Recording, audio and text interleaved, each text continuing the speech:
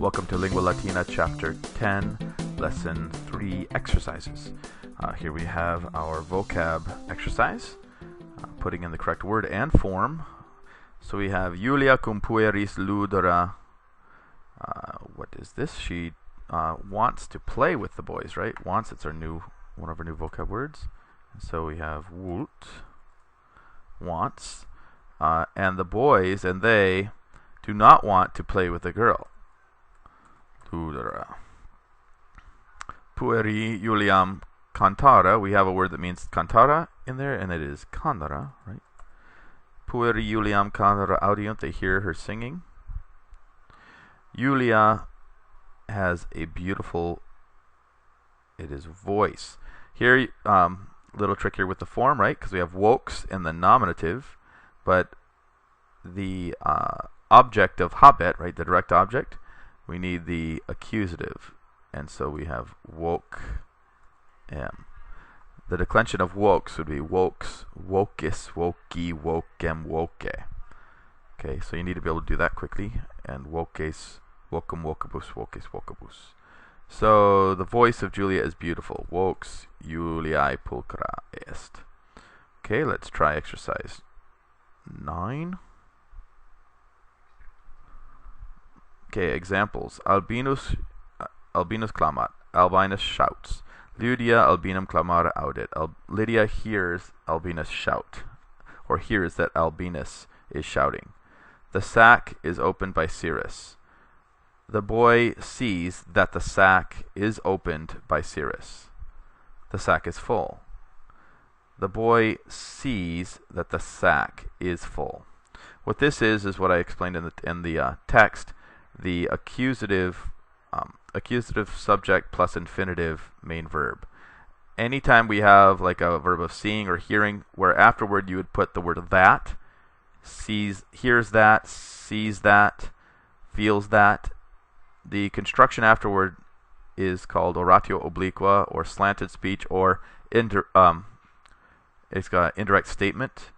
And so right here we have Julia canit, pueri audiunt. They hear that Julia is singing. Whenever you have that statement, afterward you put your subject into the accusative.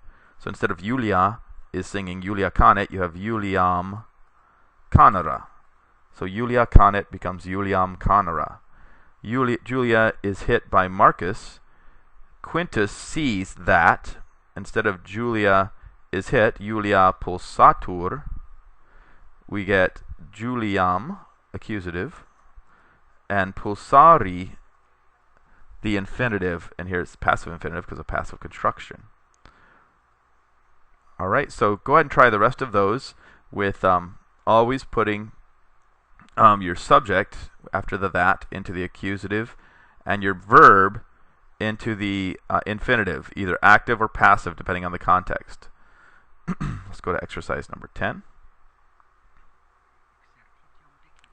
Okay, we have our question and answer. Quid pueri in horto agunt?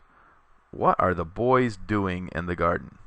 Well, the pueri are looking for nests in the trees, right? So pueri nidos in arboribus, because we have the ablative plural, right? In arboribus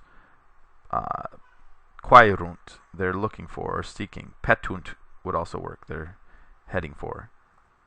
So pueri nidos quaerunt. I added in arboribus, but this is fine. So if you want to cover it up and just give that answer, quid pueri in horto agunt, pueri nidos quaerunt. Okay, next one. Quid agit Julia? What is Julia doing?